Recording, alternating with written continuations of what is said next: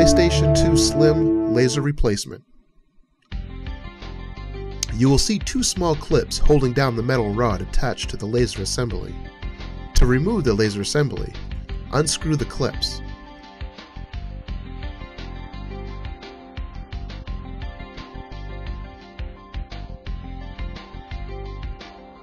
The screws are extremely tiny, so be careful not to lose them.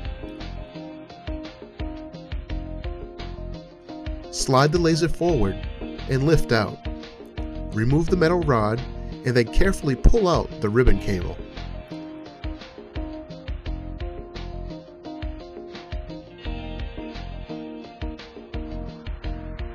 To install a new laser, simply insert the ribbon cable.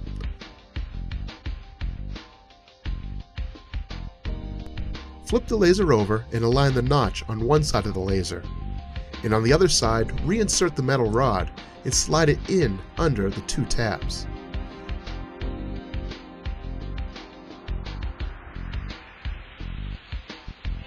Then, holding the laser securely in place, replace the clips and screw into place.